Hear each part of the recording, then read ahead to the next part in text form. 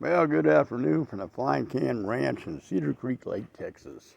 I guess my last video, my shooting video on the Umarex Syrix, kind of petered out real quick, and I wasn't able to put my footnotes in. So I just wanted to add this in. Well, I left my little cap off of here. Kind of what I do and what I don't like about the gun. There's my kitty. I apologize for that little interruption on the shooting video. All in all, I like this gun. It's well balanced. It feels good in my hands. It's very accurate as far as I'm concerned. So I like the stock. I like the way it grips. You know, of course, I added a different scope to it. It was kind of a cheesy scope. I don't know. I probably could have made it work, but I put that one on and swapped out with the other one. I'm going to go over a few things here the only thing I can really find that I don't like is, I might be able to kind of show you if you'll bear with me a minute. There is a little bit of creep to the trigger, in my opinion. And the other thing I'm not really keen about is this little loading port right here is very, very loose. You know, like when you put a pellet in it, the pellet goes in, it feels very loose, and sometimes when you're trying to close it, you can literally just flip the pellet right out of it. I usually keep like a little, I'll give you an example. I'll take this little, what are these, Crossmans? Yeah. And I'll set that pellet in there, and it just falls right in. You don't have to press it and everything. I usually keep an old pin around, and you can kind of, you know, preset it like that, and that'll stop that from happening.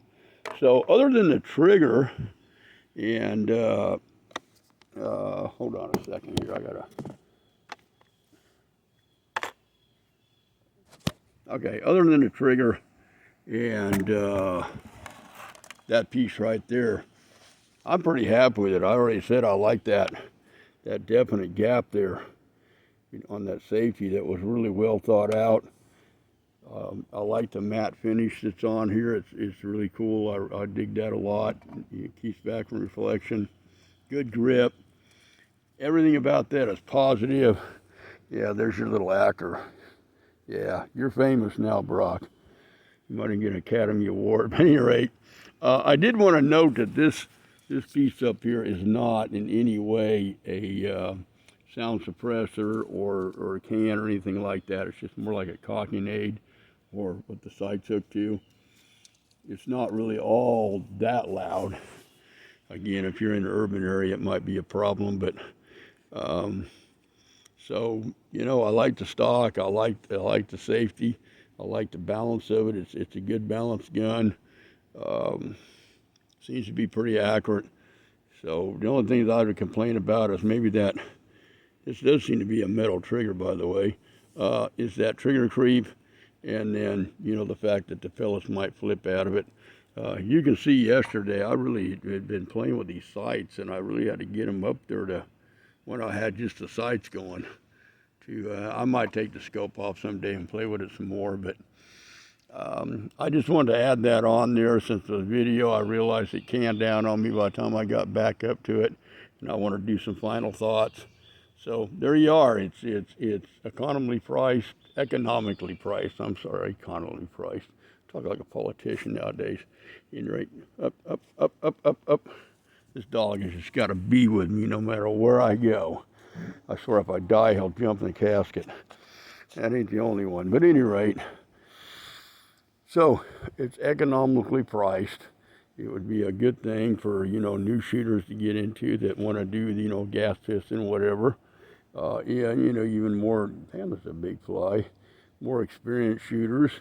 And I think if you bought it, you'd like it. You know, if you're not into this, again, Chinese manufacturer, it is what it is, and it is what it is.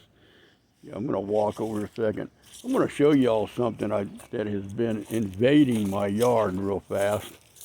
I don't think I can get a backside of them. Never have seen these down here before. I want to share it with you. It's this little I don't know if you can see that little dot right there. And they're kind of a different color. They come in different colors, actually. And I guess it's a kind of a spider. They make really large webs. And it's called an orb weaver. If you ever catch one and put him in a jar and rattle him around, it sounds like a BB rolling around in there. And I have walked into numerous of their webs. And I've never, ever saw them in this area before. I think there's another one's got a web right here. He's stringing up in that tree. Yeah, that's another one. He's hanging up there in that tree. You won't be able to get a picture of him. They have just been showing up all over the place. Strange. I just thought I'd add that in the video, you know. So there you are.